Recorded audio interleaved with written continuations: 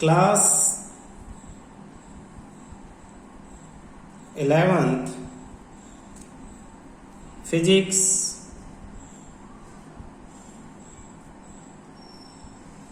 Chapter 6 work energy and power.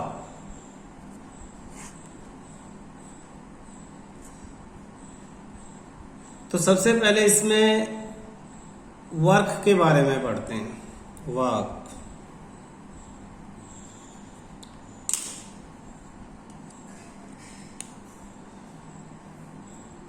Work के लिए दो कंडीशंस जरूरी हैं। First force and second displacement in the direction of force. Direction of force जैसे समझने की कोशिश करना, ये एक ऑब्जेक्ट है,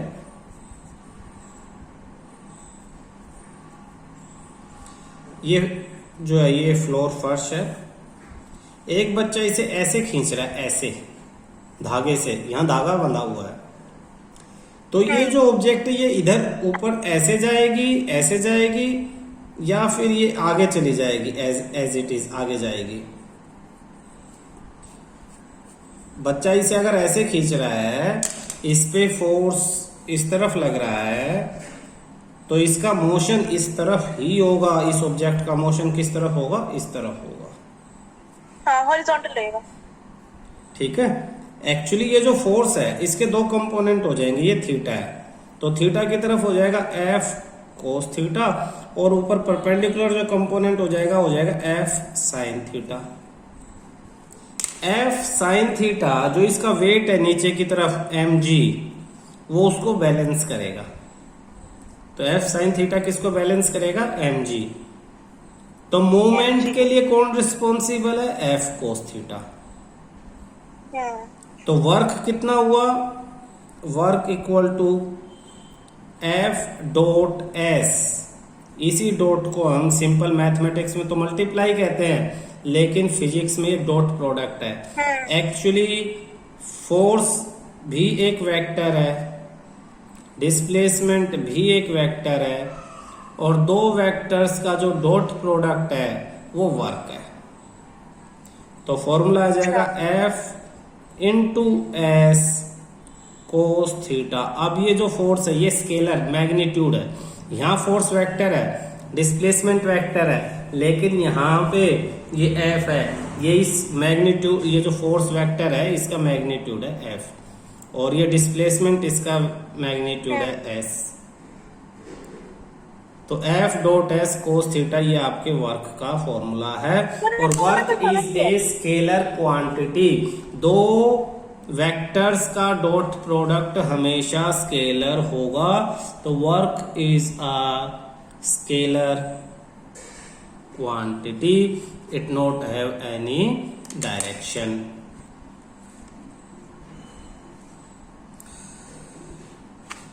dot product of two vectors, तो इसको हम डॉट प्रोडक्ट भी कहेंगे, और इसी को हम कहते हैं scalar product. Scalar product of two vectors. Scalar क्यों कहेंगे? क्योंकि अगर दो वेक्टर हैं, vector A dot vector B, तो इनका जो रिजल्टेंट होगा सी, वो वेक्टर नहीं होगा, सी इज ए स्केलर। जैसे अभी हमने वर्क की बात की, work is equal to F dot S, तो ये वर्क जो है वो स्केलर है। तो दो वेक्टर्स का डॉट प्रोडक्ट हमेशा स्केलर आएगा। अब इसमें इससे जुड़ी हुई बहुत सारी चीजें आपको ध्यान देनी है। आपको पता है एक एक्स एक्सिस है हमारे पास, एक वाई एक्सिस है, और एक हमारे पास जेड एक्सिस है। एक्स एक्सिस पे यूनिट वेक्टर को आई कैप बोलेंगे, जेड एक्सिस के यूनिट वेक्टर को जे कैप बोलेंगे, और वाई एक्सिस के यूनिट वेक्टर को के कैप बोलेंगे। अगर दो वेक्टर दोनों ही एक्स एक्सिस पे काम कर रहे हैं, तो अगर हम कहें आई कैप डॉट आई कैप, तो आई का मैग्नीट्यूड 1 है, 1, दूसरे आई का भी 1 इंटू कोस थीटा। दोनों के बीच में थीटा की वैल्यू कितनी है?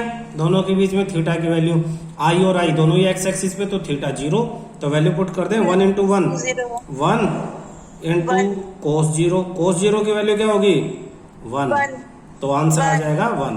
तो आपको क्या समझ में आया कि I cap dot I cap equal to 1, ऐसे ही J cap dot J cap equal to भी 1, और K cap into K cap equal to भी 1। अब अगर मैं थोड़ा सा अलग कहूं, आई और जे को मल्टीप्लाई करूं, आई कैप डॉट जे कैप, तो ये हो जाएगा आई का मैग्नीट्यूड 1, जे का भी यूनिट वेक्टर है, यूनिट वेक्टर है तो मैग्नीट्यूड 1 यूनिट यानी 1 होता है, इंटू कोस थीटा। आप दिमाग लगा के बताओ कि दोनों में एंगल कितना आई और जे में? 90 डिग्री। तो कोस 90, कोस 90 की वैल्यू क्या होती है? 0। तो मुझे क्या रिजल्ट मिला? I cap dot J cap equal to 0, J cap dot K cap equal to 0, K cap dot I cap equal to भी 0।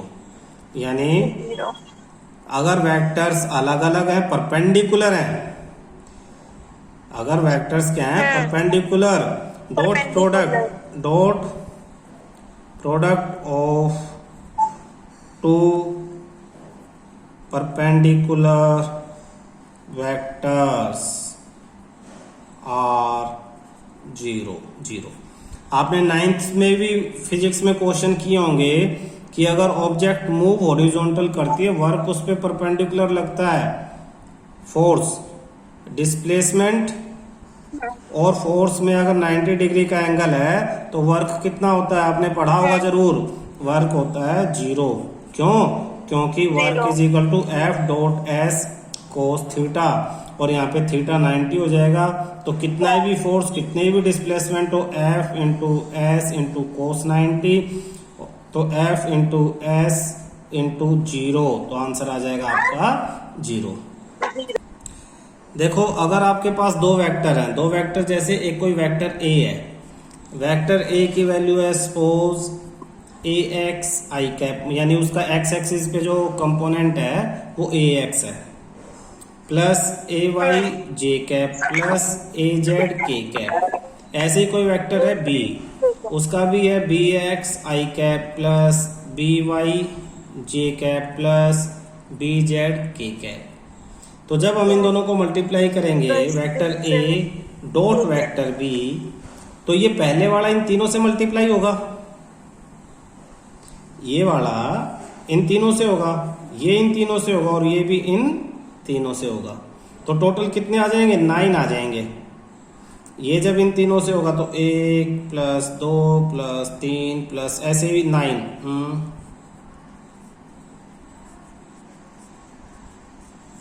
9 आ जाएंगे।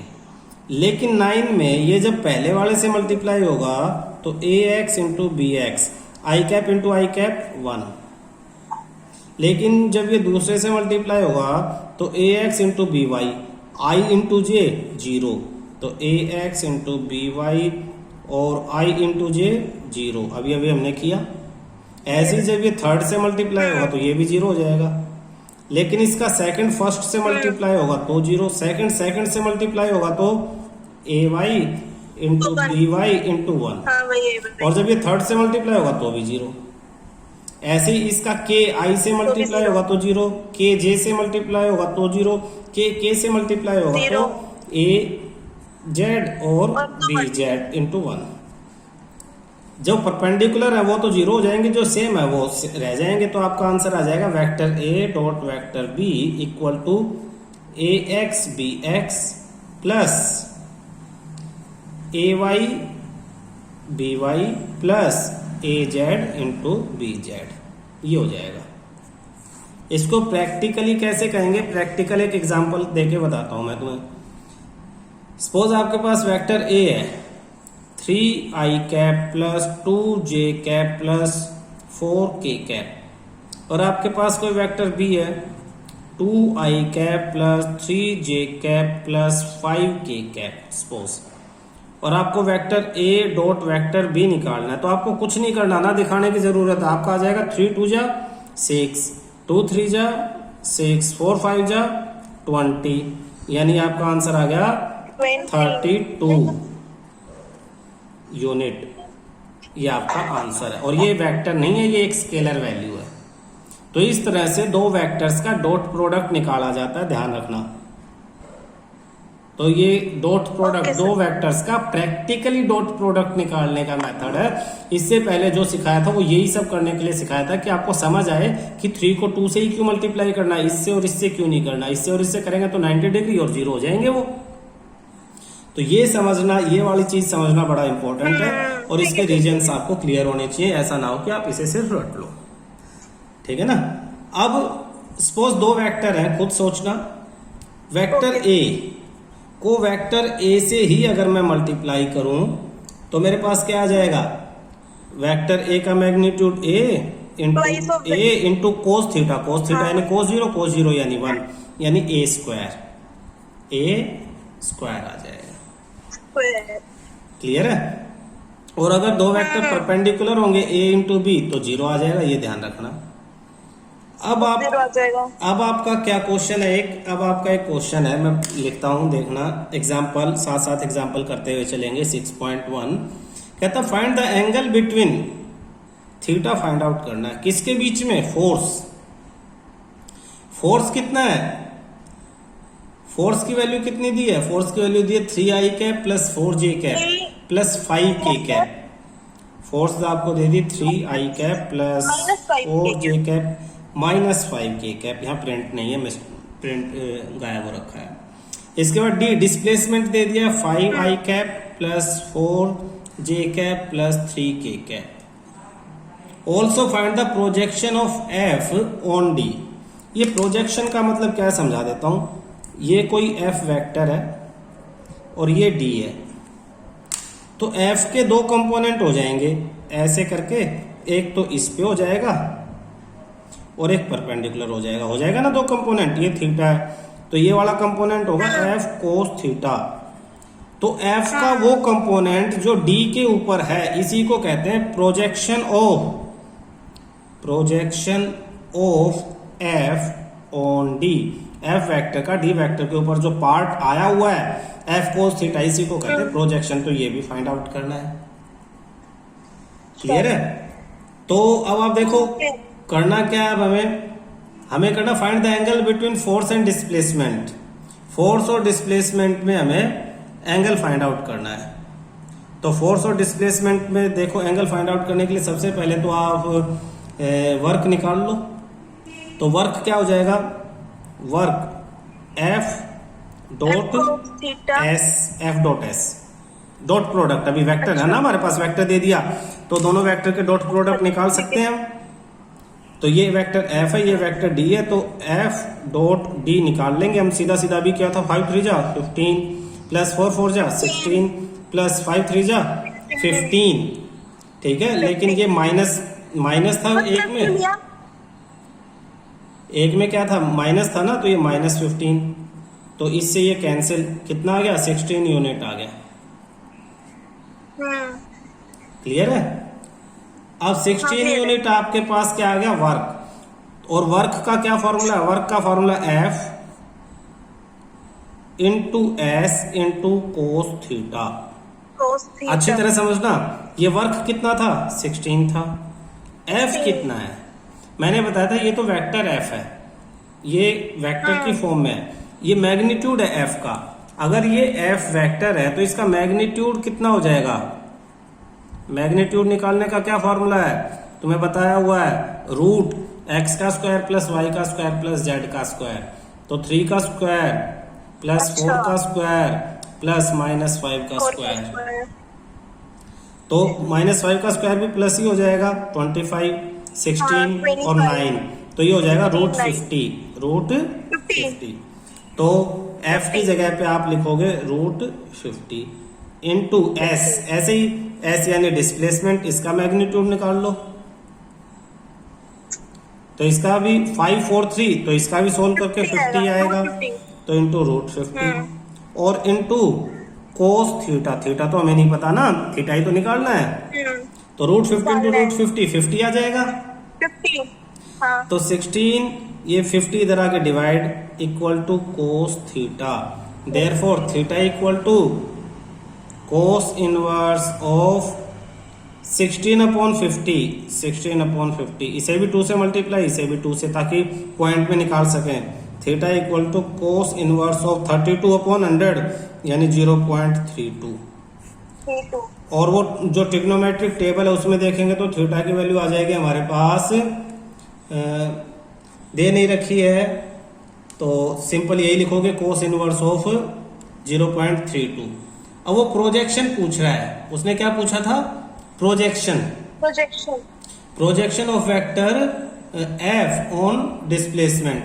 तो प्रोजेक्शन कैसे लिखेंगे देखना, प्रोजेक्शन मैंने बताया था एफ कोस थीटा, तो प्रोजेक्शन हो जाएगी आपकी एफ की वैल्यू क्या है, रूट 50 इंटू, रूट 50। हाँ तो ये आप साथ में लिख दोगे।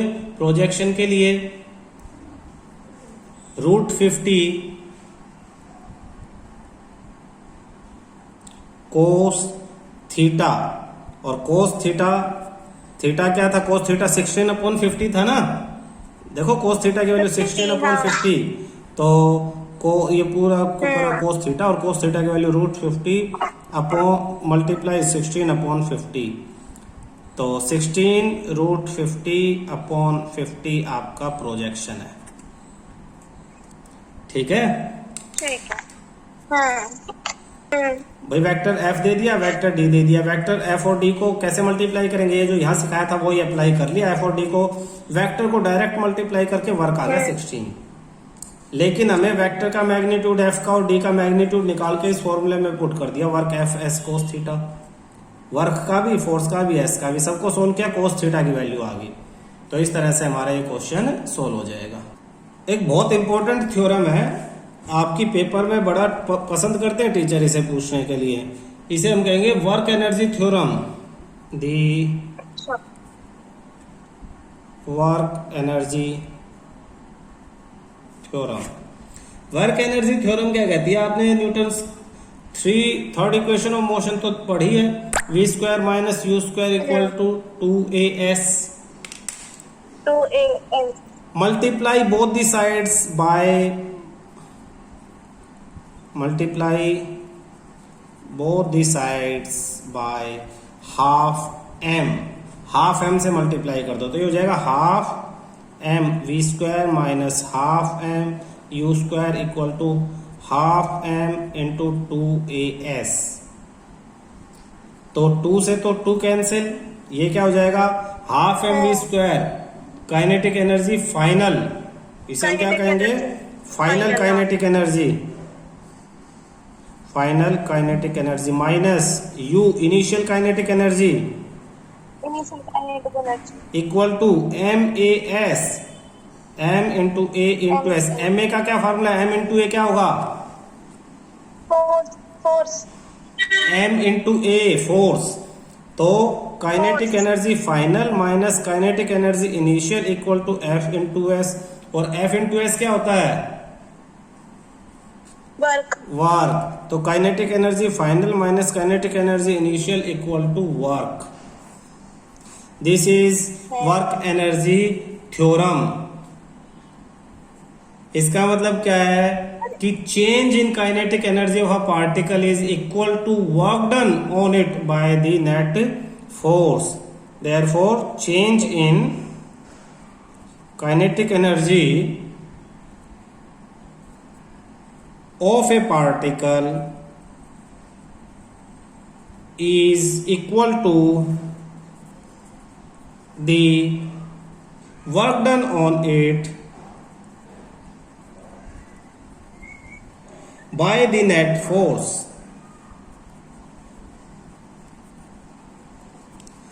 दोबारा ध्यान से समझना, आप किसी पार्टिकल पे, इस पे कोई वर्क लगा रहे हो, तो वर्क लगाओगे तो इसकी काइनेटिक एनर्जी में चेंज आएगा, और जितना चेंज आ जाएगा वो चेंज वर्क डन के बराबर होगा, change in kinetic energy.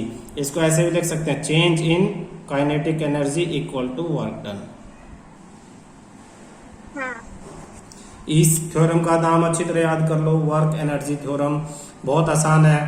Third equation of from third equation of motion, v square minus U square is equal to 2s, दोनों तरफ हाफ से मल्टीप्लाई, इधर M A S, M A force है, force into S work है। Clear है। Example 6.2, तो example 6.2 क्या कहता है आपको, it is well known that the rain drop fall under the influence of the downward gravitational force and the opposing reversing force. जो बारिश की बूंद नीचे गिरती है तो उस पे नीचे की तरफ तो लगता है ग्रेविटेशनल फोर्स, ग्रेविटेशनल फोर्स, और ऊपर की तरफ लगता है जो साइडों से friction force, friction to the air, friction force, air friction लगाती है उस पे। तो वो कहता है known to be proportional to the speed of the drop, और इन्हीं दोनों की वजह से जो स्पीड है वो ड्रॉप की मेंटेन होती है कि ड्रॉप किस स्पीड से नीचे आके गिरेगी। But it otherwise undetermined consider a drop of mass. आपने कहा कि मास मान लो, ड्रॉप का जो मास है, mass of the drop, 1 gram. वो आपके पास है 1 gram, falling from a height of, height 1 kilometre. h, जिसको d भी लिख सकते हैं हम, 1 kilometre. It hits the ground with the speed of, जब वो ग्राउंड पे हिट करता है तो उसकी स्पीड यानी फाइनल वेलोसिटी 50 मीटर पर second. What is the work done by the gravitational force, A gravitational force ने उस पर कितना वर्क किया। What is the work done by the unknown resistive force, unknown resistive force ने उस पर कितना वर्क किया। ये दो चीजें हम निकालेंगे। देखना, सबसे पहले तो अगर हमने निकालना तो हम क्या निकालेंगे, चेंज इन काइनेटिक एनर्जी निकालेंगे, चेंज इन काइनेटिक एनर्जी। तो change final minus initial, change in kinetic energy यानी kinetic energy final minus kinetic energy initial, यानी half M V square minus half M U square. Initial velocity तो zero होती है, ऊपर से कोई चीज नीचे गिरती है तो ऊपर से कोई चीज गिरेगी तो इनिशियल वेलोसिटी जीरो, और फाइनल दे ही दी तो ये जीरो हो जाएगी, ये हो जाएगा half M V square minus zero, तो ये हो जाएगा हाफ एम वी स्क्वायर, और वैल्यू रख देंगे half into M, mass, mass 1 gram है तो 1/1000 kilogram, into velocity 50 into 50, 2 zero से तो 2 जीरो कैंसिल, 25/20 आ गया आपके पास आंसर। तो 25/20 तो ये आ जाएगा 1.25 जूल। अब देखते हैं work done by gravitational force, तो work is equal to mgh, 9th का टॉपिक है। मास कितना है उसका 1/1000, जी को कितना ले लिया, अप्रोक्स 10 ले लिया। हाइट कितनी है 1 किलोमीटर, यानी ये भी 1000, तो 1000 से 1000 10 जूल। ग्रेविटेशनल फोर्स ने उस पर कितना जूल वर्क किया, 10। 10 जूल। तो वर्क एनर्जी थ्योरम क्या कहती है, by work energy theorem, work energy theorem कहती है work change in kinetic energy is equal to work done, work done equal to change in kinetic energy. तो total work done कितना होगा उसके ऊपर, टोटल वर्क डन तो हो जाएगा उसके ऊपर आपका work done by gravity plus work done by resistance equal to change in kinetic energy. यहां तक समझ में आया टोटल वर्क। भाई दो वर्क हो रहे हैं ना उस पे, ये देखो फिगर में बताया था 2 वर्क, एक नीचे की और एक ये, तो दोनों प्लस होंगे तो टोटल काइनेटिक एनर्जी आगे समझ आ गया। तो वर्क डन बाय ग्रेविटी कितना था 10, plus work done by resistance निकालना है, और work done by kinetic, change in kinetic कितना है 1.25, तो work done by resistance equal to 1.25 minus 10, तो ये हो जाएगा 8.75 माइनस 8.75 जूल। अब negative sign represent that it's direction is opposite to the motion, negative sign indicates that resistive work या resistive force works against the direction of motion, works against the direction of motion, motion के against ये resistive forces work कर रही हैं। Clear है?